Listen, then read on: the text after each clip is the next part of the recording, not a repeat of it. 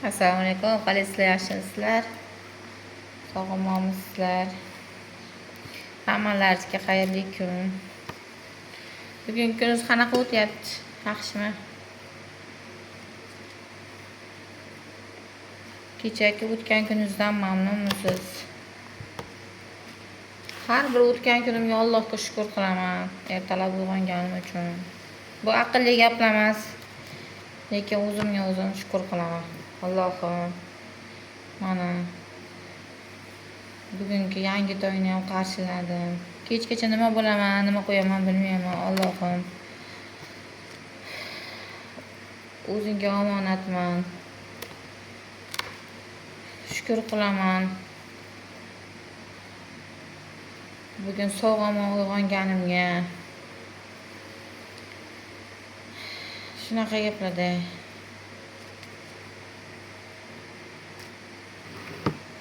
Men o'zi uyda buncha ham ko'p ovqat qilmayman. Ayajonim qiladilar ovqatni. Shuning uchun tayyorlab, yarim tayyor mahsulotlar tayyorlab, morozelkaga solib qo'yaman. Bu juda ham qulay. Podlevkasini tayyorlaylik, keyin buni solib qilaman. Oshlarni qilaman, manti, qiyinroq ovqatlarni qilaman, lekin har kuni qilolmayman to'g'risi. Erinchoqman. Buni tan olaman. Uxlayman. Shunaqa.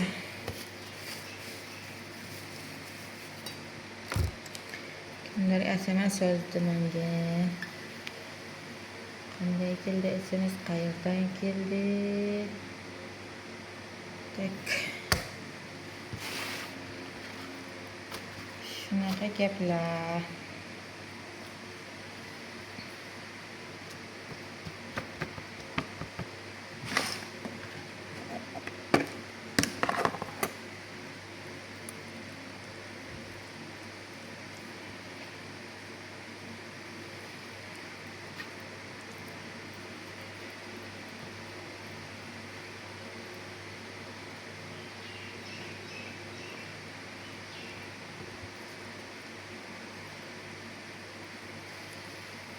Do'lmani o'raydigan mashinkachalari bor-ku. Uni har kun do'lma qilayotganlar o'raydi.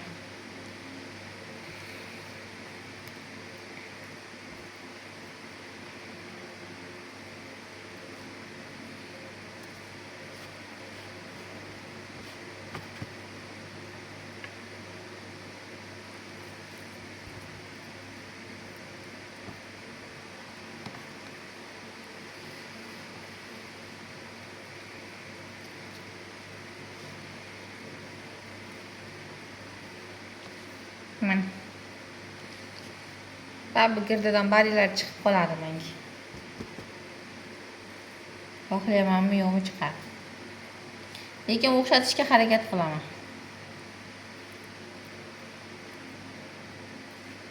O'xshasa ham yeymiz, o'xshamasa ham yeymiz shuni.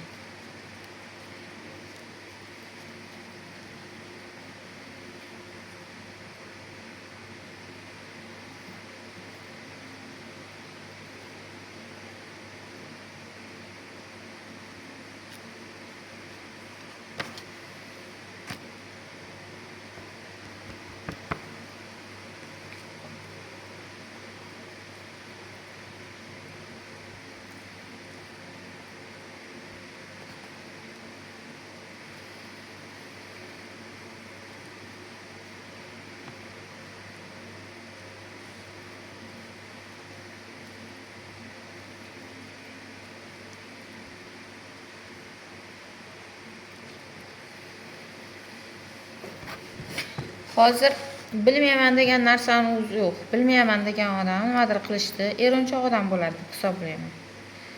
Hozir telefonda hamma narsa bor. Hamma narsani shirinlik pishirasizmi, ovqat pishirasizmi, yoki tikuvchilik qilasizmi, to'quvchilikmi?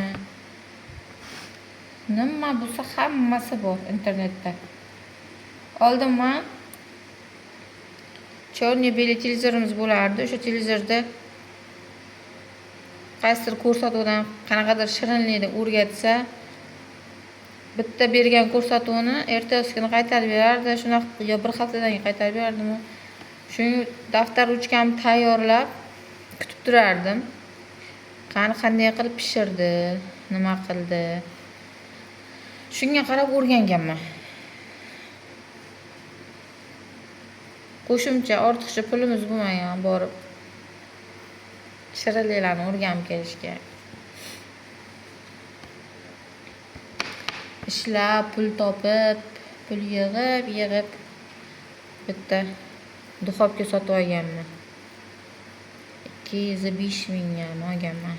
Yerqo'rg'on bozordan, Farhod bozordan borib olganman. O'sha yerda borib, olib kelib, uni keyin avtobusga joylab, ko'tarib, rosa qiynalib ko'tarib kelganman. Shunday bitta dog' tegsa ham artib tozalab, chunki o'zimni mehnatimga olganman-da, qiynalib topgan pulimga. Allohga shukr, halol topgan pulimga olingan narsa ko'z tegmasin. Necha yillar bo'lib ketdi bor-ku bechoraga. 20 yil bo'lgandir. 20 yil bo'ldimikan? 2000 shu korobkasiga qarashim kerak. Korobkasi hali ham bor. Korobkasiga o'tgan yili basseyn oluvdik. Basseynni o'rab tiqib qo'yganman. Shu korobkasiga yozilgan bo'lishi kerak. Olgan sanam 2012-yil yo 2011-yil olganman. Shunaqa. Chunki pishirishga rosa qiziqardim-da. Juda ham qiziqardim. O'qma gaz bor payti. Duxovkamiz, gazimiz eski kichkinagina duxovkaga bitta tuxum, 1 piyola shakar, 1 piyola qaymoq solib, 1 piyola un solib piroglar qilganman. Biriga bir solib. O'zi shunaqa bo'lar ekan o'zi pishiriqli ham. Salatlarni ham uydagi bor mahsulotlardan qilishni yaxshi ko'raman. Men paloncha narsa yo'q ekan, bunisi yo'q ekan, go'ruq yo'q ekan, yo bo'lmasa otni go'shti yo'q ekan, baliq yo'q ekan deb o'tirmayman. Qilishni yaxshi ko'raman. Keyin qayergadir to'ygami, bironta tadbirlarga borganda, o'sha ovqatlanishga borganda o'sha salatlar tayyorlaydi yaxshi joylarda. Qayerdadir salati bilan mashhur bo'ladi restoran, choyxonalar. O'shalardan yeb ko'rasiz, ichida nima borligini bilsa bo'ladi-da. U qiyin emas u narsa. Men bilmayman salat qilishni, ichiga nima solgansiz deb o'tirish endi ayol kishi uchun juda katta xato-da. Yeb ko'rib, shunaqa qilgan, mana shu narsasi bor ichida. Qo'ziqorini bor, margaringa qovurgan, unaqa qilgan, bemalol aytib bersa bo'ladi. O'shanga qarab, bular to'g'ralishiga qarab, bemalol salatlarni ham qilsa bo'ladi. Mevalarni kesishga ham, dasturxon bezashga ham oddiy narsalardan foydalansa bo'ladi. Asobiy o'shanday dasturxon qilish shart emas. Uyingizga kelgan mehmon sizni ko'radi, qanaqa pazandalingizni, qanaqa dasturxon tuzatishingizni. Bir xil magazindan tayyor sotib oladi, o'shan qo'yib qo'yadi-ku. U yeyilgan narsa-da, u nimada ta'mini ko'rib bo'lgan narsa bo'ladi men uchun. Ta'msiz yangi narsalar bo'lsa, u juda ham zo'r. Men shunaqa deb o'ylayman. O'zim maqtamoqchi emas, men maqtayapti o'zim deb o'ylamanglar, yana aytaman-da. Ko'chadan borib to'g'ri, endi ularniki boshqacharoq. Masalan, 35 ming so'mga bitta lavash olib yegandan ko'ra, endi oilaviy o'tirsak ham bo'ladi, lekin uyda ham lavashlarni tayyorlasa bo'ladi. Go'sht o'sha pishirayotgan go'shtini siz uyda bemalol uyda o'zingiz uchun tayyorlab, undan ham mazaliroq bo'ladi demoqchiman. O'zingiz tayyorlasangiz ham arzonroq tushadi. Pitsalar ham shunaqa. Pitsalarni ham bemalol uyga o'sha bitta pitsani puliga uyda ikkita pitsa qilsa bo'ladi. Ham ishonchli, ham toza, halol.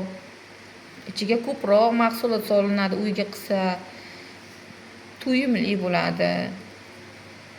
Shunaqa.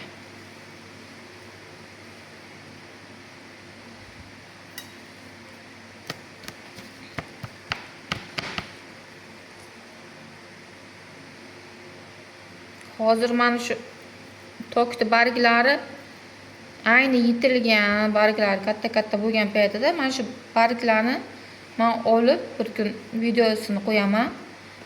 Olib qo'yaman. Mana shu tokni barglarini qanday qilib saqlashlarini ham internetda, YouTube'da, Instagram kanallarda, Telegramlarda hamma joyda chiqib ketdi. Qanday qilib bankaga solib qo'yishyapti. Men bankaga sola olmayman. Strech qog'ozga o'rab olib qo'yaman. Morozelkaga solib qo'yaman, turaveradi. Uni keyin qishda bemalol qish chiqar payti baringlar endi kurtay qilgan payti odam shunaqa girib bo'lgan paytlar, shamollagan paytlar odam tortadi-da bunaqa narsalar yeyishga. Yangilik bilan har kuni bir xil ovqat mastava makaron qilib yotgandan ko'ra shunaqa do'lmalardan qilib tayyorlab yegan yaxshiroq. Qanday chiqyapti? Chiroyli chiqyapti. Shunaqa gaplar.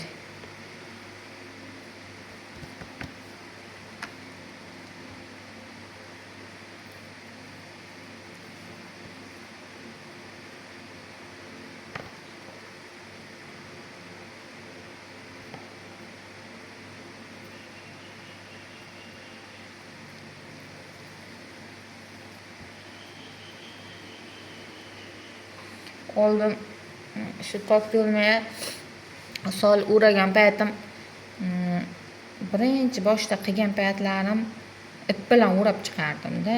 Ichiga ko'p solib yuborgan bo'lar ekanman-da. Keyin ham men bir martadan ishi o'xshamaydi.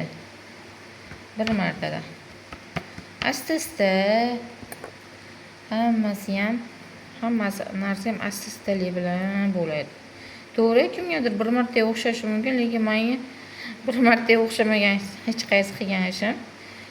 Bu safar bunaqa qilaman deb o'sha menga saboq bo'lgan, dars bo'lgan, shunaqa bo'lib ketgan.